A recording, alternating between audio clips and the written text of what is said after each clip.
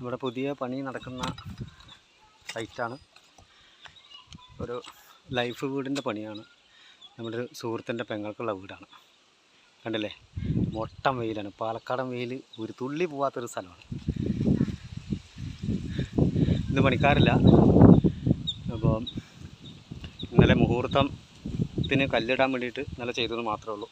2 ദിവസം കഴിഞ്ഞിട്ടാണ് പണി, നമ്മൾ ശരിക്കുള്ള പണി തുടങ്ങുള്ളൂ. അല്ല, എന്താ വെയിൽ അല്ല, കണ്ട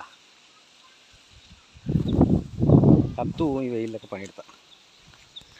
ഇതാണ് സാധാരണക്കാരുടെയൊക്കെ വിഷമങ്ങൾ. കെട്ടിട നിർമ്മാണത്തിൻ്റെ പണികൾ, അതേപോലെ റോഡ് പണിക്കാർ ഒക്കെ ഉണ്ടാവില്ലേ. എത്ര ദുരിതവും ചൂടും നമുക്ക് വേവൊക്കെ അനുഭവിച്ചിട്ടാണ് പണിയെടുക്കുന്നത്. കോൺട്രാക്ടർമാർക്ക് പ്രശ്നമൊന്നുമില്ല, പക്ഷെ അതിൽ വന്ന് പണിയെടുക്കുന്ന ആൾക്കാരുടെ അവസ്ഥ നോക്കിയൊക്കെ. റോഡിലൊക്കെ ഹൈവേയുടെ ഒക്കെ പണി നടക്കുന്നുണ്ട്. എന്താ വെയിൽ. അതുപോലെ തന്നെ ഇപ്പോൾ കേട്ടില്ലേ, ഈ കരിങ്കല്ല് പണിക്കാരും കോറിയിൽ പണിയെടുക്കുന്ന ആൾക്കാരുടെയൊക്കെ അവസ്ഥകളെ. എന്നിട്ട് അവർക്ക് കിട്ടുന്നതോ തുച്ഛം വരുമാനം മാത്രം. അത് 2 ദിവസം പണിയെടുത്താൽ ചിലപ്പോൾ 4 ദിവസം പണി ഉണ്ടാവില്ല. എങ്ങനെ പിന്നെ സാധാരണക്കാരൊക്കെ ഈ കൂലിപ്പണിക്കാരൊക്കെ രക്ഷപ്പെടുന്ന ലോകത്തിൽ ഒരിക്കലും ഉണ്ടാവില്ല.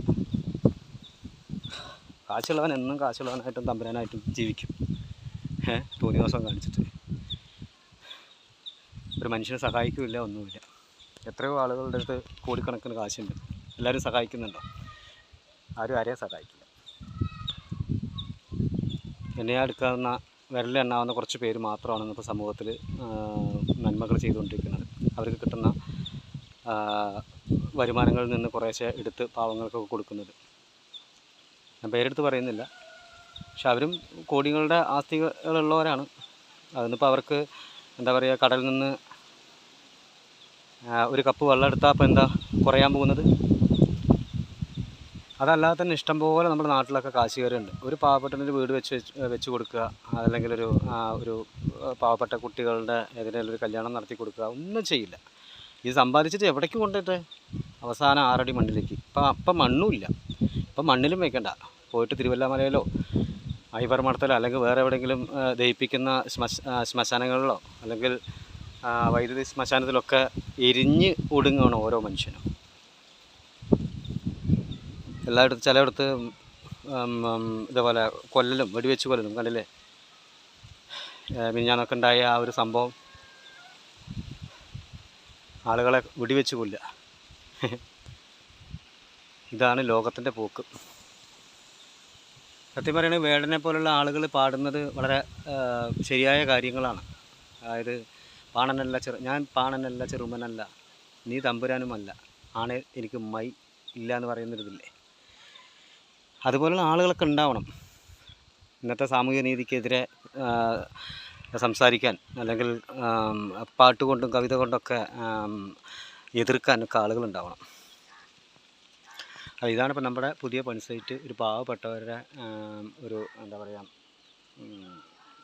ലൈഫിൽ കിട്ടിയ വീടാണ് പഞ്ചായത്തിൽ നിന്ന്. നമ്മളിപ്പോൾ ഇതിൽ കുറേ വരുമാനങ്ങൾ വിചാരിച്ചിട്ടൊന്നുമില്ല. ചെറിയ പണികളും കിട്ടും. ഒപ്പം അതിൻ്റെ മുന്നിൽ നിന്നിട്ട് പണിക്കാരെ വെച്ച് പണിയിപ്പിച്ച, നമുക്കറിയുന്ന പണി നമുക്കും ചെയ്യാം. മറ്റുള്ള ആളുകളെ വിളിച്ച് പണിയിപ്പിച്ച് അവർക്ക് നിന്ന് പണിയിപ്പിക്കാൻ ഒരാളില്ല. അതുകൊണ്ടാണ്. അപ്പോൾ അത് നമ്മുടെ ഒരു സുഹൃത്തിൻ്റെ പെങ്ങൾക്കായതുകൊണ്ട്, സുഹൃത്ത് പറഞ്ഞതുകൊണ്ട് നരേട്ടൻ നിൽക്കണം, അത് ചെയ്തു തരണം പറഞ്ഞുകൊണ്ട് മാത്രമാണ്. അല്ലാണ്ട് ഇതിൽ വരുമാനം അറിയാമല്ലോ, ലൈഫിൻ്റെ വീട്ടിലൊക്കെ എന്ത് വരുമാനം കിട്ടുക പണിക്കാർക്കൊക്കെ. അവർക്ക് ആ കൂലി കൊടുക്കാൻ തന്നെ. എന്നാൽ തന്നെ ലൈഫ് വീട് ഇപ്പോൾ ഞാൻ ചെയ്തുകൊണ്ടിരിക്കുക കടത്തിലാണ്, എന്നിട്ട് ഒന്നും ആയിട്ടില്ല. അപ്പോൾ നമുക്ക് ആ പൈസയ്ക്കുള്ളത് ചെയ്തു കൊടുക്കുക, അത് വൃത്തിയായിട്ട് എന്നുള്ളത് കൊണ്ടാണ്. ഇത് 550 സ്ക്വയർ ഫീറ്റാണ്. ഉണ്ടല്ലേ, വീണ്ടും ഇങ്ങനെയുള്ള പണികൾക്കൊക്കെ ഇറങ്ങിയിറക്കാണ്. നമുക്ക് ജീവിക്കണമെങ്കിൽ ഇത് തന്നെ വേണം. കലയും കൊണ്ടൊന്നും കാര്യമില്ല. പലയിടത്തും പരിപാടിക്ക് പോയാൽ 1000-1500 രൂപ കിട്ടും. അതും ഈ പറഞ്ഞ പോലെ വലിയ വലിയ ആളുകൾ ലക്ഷങ്ങൾ കൊടുത്തിട്ട് ഓരോരുത്തരനെ വിളിച്ച് പരിപാടികൾ നടത്തുന്നത്. ലക്ഷങ്ങൾ പൊട്ടിച്ചിട്ടാണ് ഓരോ സ്റ്റേജ് ഷോക്ക് ചെയ്യുന്നത്. പാവപ്പെട്ട എത്രയോ കലാകാരന്മാരുണ്ട്. അവരെ വിളിച്ചൊരു എന്താ പറയുക, ഒരു കൂലി പൈസ കൊടുത്തിട്ട് ചെയ്യിപ്പിക്കുക പറഞ്ഞാൽ അവർക്കും സന്തോഷമല്ലേ. എനിക്കിത് സത്യം പറയണമെങ്കിൽ ഒരു ദിവസത്തെ കൂലിയൊക്കെയാണ് ചില സമയത്ത് കിട്ടാറുള്ളത്. വരുമാനം എന്ന് പറയാൻ സ്റ്റേജ് ഷോൻ്റെ ഒന്നും സ്റ്റേജ് പരിപാടികളുടെ ഒന്നും നമുക്ക് അത്ര വലിയ വരുമാനമൊന്നുമില്ല.